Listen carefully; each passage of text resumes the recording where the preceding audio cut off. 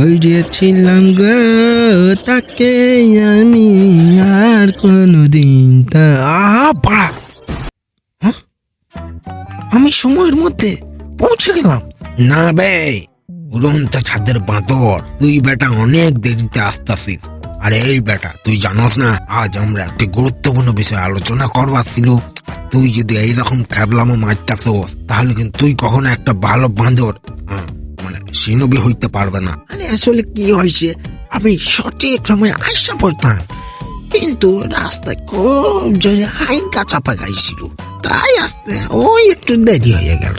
কি একটু দেরি হয়েছে? সবই আমি বুঝি, সব তোর বাঁদরের গল্প।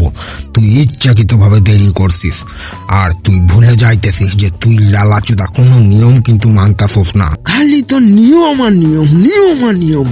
ওই বেটা তুই যদি নিয়ম না মানিস তাহলে তোর গাইডা এমন পুটকি মাইরা এমন চুতরি ভইটা দিমু যে তুই 7 দিন পর্যন্ত পায়খানা যাইতে ভয় পাইবা। চুদরি কি আমার এত বড় অপমান?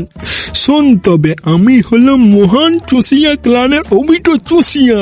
একবার আমার সারিঙ্গানটা আসতে দে, তারপর সেই সারিঙ্গান থেকে এমন সুসানো তৈরি করব, সেই সুসানো তোকে চুষানো অব্দি ছাড়বো, এবং সেই সুসানো তোর উপর মইটা দিলে সেই মইটাই তুই ভাইসা চলে যাবি। দৌড় মাথা চোদেরা, তোরা বাড়া চুপ করবি কিনা বল? সবসময় খালি বাড়া ঝগড়া গালাগালি, ঝগড়া গালাগালি, গালাগালি ঝগড়া, বাড়া গাঁড় চলে গেল এদিনকে লিয়ে বাড়া। সরি সেন্সে, কিন্তু এই অভিটোর জন্য হচ্ছে সব, আর সবাই ভুলে যাইতেছে যে আজ আমার একটা স্পেশাল দিন। স্পেশাল দিন কেন? আজ কি এমন দিন মুখ লুকোনো শুয়ার?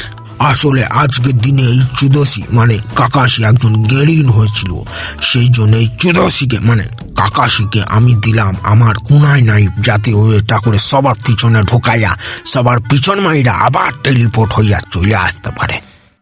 ওইবে আমার গিফট কই মিস্টার মহান চুষিয়া অবিটো? কি গিফট? তুই যদি আমার থেকে গিফটে আশা করিস তাহলে তোর থেকে 2টা বোকাচোদা আর হয়তো পাওয়া যাইবে না। তার মানে তুই আমাকে গিফট দিবি না? গিফট দেবো নাকি জানি না, তবে আমার কাছে 2খানা মরিচ আছে, পেছনে এমন ভাবে দোদুরবো যে হাঁকদা গিয়েও গিফটের কথা বলতে পারবি না। গিফট লেবে গিফট।